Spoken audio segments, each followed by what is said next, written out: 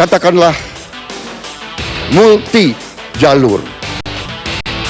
Jalur untuk yang sudah siap di abad ke-21, silahkan bersaing dengan dunia.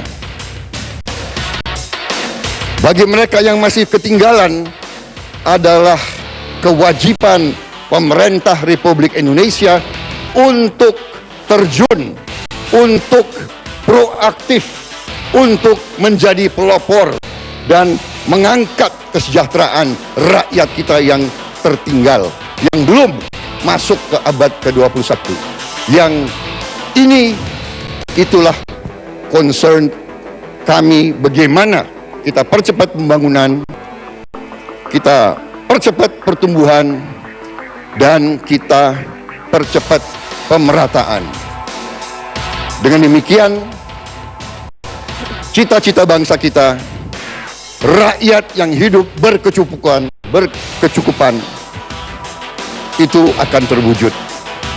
Itulah perjuangan saya dan Saudara Hatta Rajasa dan kawan-kawan dari Koalisi Merah Putih.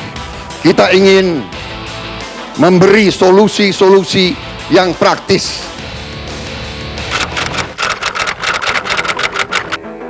Yang pertama adalah di pembangunan, yang pertama di pembangunan manusia. Nomor pertama. Kenapa di situ? Karena dengan pembangunan manusia yang baik nanti akan memunculkan sebuah produktivitas, akan memunculkan sebuah etos kerja, dan itulah nanti goal terakhir, yaitu daya saing kita akan lebih meningkat. Kemudian yang kedua, ini masalah infrastruktur. Infrastruktur itu sekarang ini di lapangan, yang saya baca adalah masalah-masalah yang berkaitan dengan pendanaan. Yang kedua, masalah yang berkaitan dengan perizinan. Yang ketiga, yang berkaitan dengan pembebasan lahan. Inilah peran pemerintah yang harus mendorong sehingga infrastruktur, penyelesaian infrastruktur yang ada itu bisa diselesaikan dengan cepat, baik yang berkaitan dengan jalan, yang berkaitan dengan pelabuhan, baik yang berkaitan dengan listrik, itu sebetulnya mudah-mudah asal lapangannya diketahui dengan baik. Yang ketiga adalah masalah yang berkaitan dengan regulasi. Ini penting. Regulasi. Banyak perda yang tidak pro pada dunia usaha, banyak perda yang tidak pro pada investasi. Peraturan pemerintah di tingkat atas juga sama. Ini yang harus dipotong. Baik. Lalu pemirsa, bagaimana strategi dua pasangan kandidat dalam bidang energi, termasuk juga konversi BBM dan upaya untuk mengatasi menipisnya ketersediaan sumber energi? Berikut adalah cuplikannya.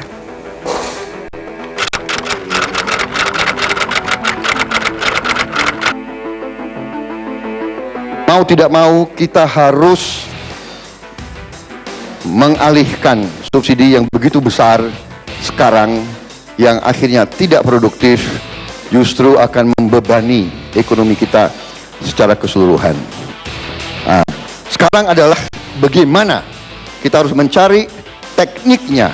Bagaimana, intinya adalah kalaupun kita yang harus kita lakukan, kita kurangi subsidi, tetapi kita tetap harus melindungi kelompok yang paling miskin dan yang paling lemah.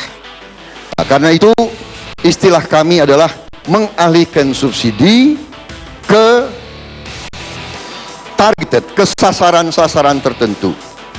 Sebagai contoh, di banyak negara ada penggunaan kupon, voucher, dan sebagainya. Jadi kita ingin nanti subsidi yang tepat sasaran di ujung. Ini perhitungan kita bisa turunkan subsidi yang kita keluarkan, kita bisa turunkan mungkin setengah sampai dengan 2/3. Dalam 3 tahun kita bisa turunkan subsidi. Insya Allah dalam 4-5 tahun kita bisa benar-benar minimalkan subsidi. Tetap harus ada bantuan, perlindungan safety net untuk kelompok yang paling lemah, kelompok yang paling miskin. Dengan demikian, kita bisa akhirnya harga untuk bioetanol, biofuel bisa ekonomis dan bisa kompetitif.